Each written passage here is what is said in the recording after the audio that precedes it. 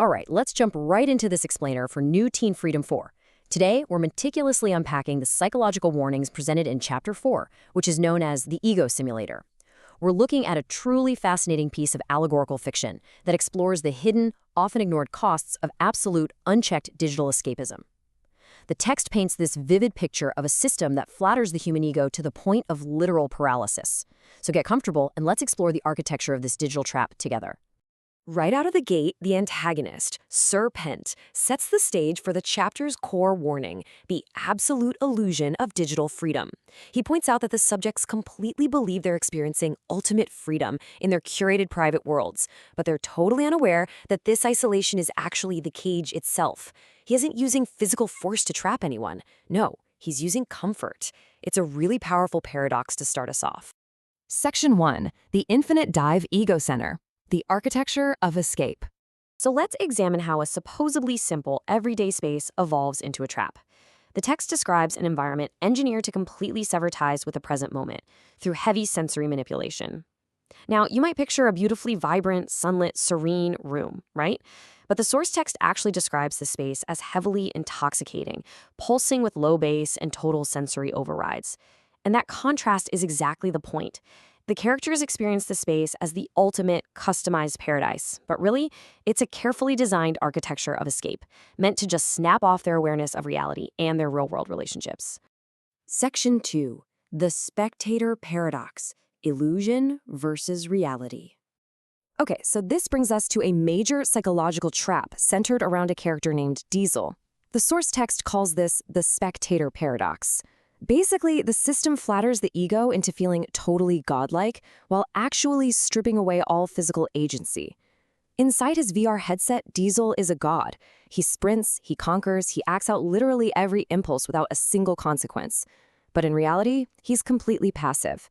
He is a mere spectator to his own physical existence, trading real-world movement for fake digital dominance. The juxtaposition here is just stark. You have a hyper-stimulated mental illusion of invincibility, totally masking the physical reality of a completely paralyzed body. On one hand, you have endless energy and consequence-free action, but on the other, you have a motionless body that hasn't taken a real step in hours. The text emphasizes that while his body sits perfectly still, his nervous system is just being hammered by artificial emotional explosions. Evelyn, one of the characters observing all this, refers to this setup as a dopamine casino. By constantly feeding the brain fake triumphs, kind of like an algorithmic social feed today, the system creates what the text calls hooks in the mind. Because Diesel is so distracted by his digital superiority, he's completely unaware that he is being siphoned of his real-world energy and potential.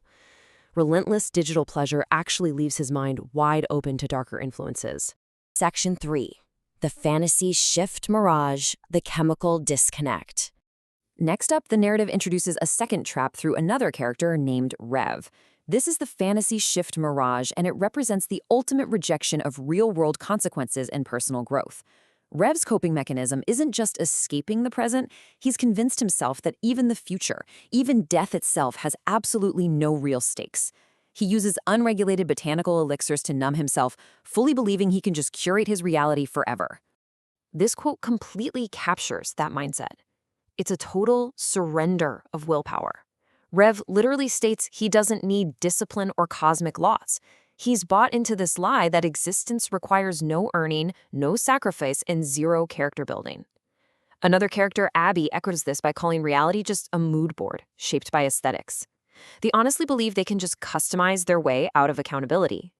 Section 4. The Spiritual Weight, the Hidden Cost of Numbness. Now, Evan and Evelyn introduce the text's counter-argument, acting as the voice of objective reality. They break down the tragic miscalculation these young adults are making regarding their spiritual debts. On one side, there's the fiction they've been sold, universal amnesty and endless unearned comfort. But the reality? The text posits there's an invisible ledger or energy belt around everyone. Every single time you numb out, avoid a hard truth, or escape into a digital fantasy to dodge real growth, that choice literally turns into heavy spiritual weight. Evelyn spells it out perfectly here. Avoiding accountability doesn't grant freedom, it only builds an unbearable, invisible gravity. The unhealed parts of yourself, they don't just magically disappear because you ignore them or put on a VR headset. They accumulate. The text strongly argues that the cosmic laws of cause and effect are totally indifferent to what these characters actually want to believe. Section 5. The architecture of surrender, the antagonist's true motive. So we've finally reached the climax of the chapter, where Sir Pent reveals the true purpose behind the ego simulator. It's this concept of aesthetic dimension curation. And it brilliantly illustrates how absolute comfort is weaponized as a tool for control. Sir Pent actually mocks the idea of character building. I mean, why would he want them to grow, struggle, and get strong when he can just hand them a custom-made bubble of comfort? By giving them exactly what they want with zero sacrifice, he guarantees they stay weak, docile, and completely dependent on him. Let's look at his step-by-step strategy for turning vibrant individuals into a paralyzed herd. Step 1. Numb their willpower with artificial comfort. Step 2. Induce paralysis by making them feel perfectly safe in their digital cages. And Step 3, the real kicker, siphon away their real potential. Sir Pent notes that while they just sit there, paralyzed in fake safety, his system drains their true gold. They're voluntarily acting as batteries, trading their actual life force for a consequence-free illusion. The text argues that stepping into this post-logic era leaves the characters completely devoid of the willpower needed to save themselves. They've surrendered their logic to experts. They truly believe isolation is freedom. And they just keep accumulating spiritual debt while waiting for some imaginary magic savior or a software patch to fix their souls. But no one is coming to code a patch for their souls. As Sir Pent chillingly concludes, they just collapse into a swarm, an ant heap with no faces and no names, just data. So to wrap up this explainer, I want to pose a question.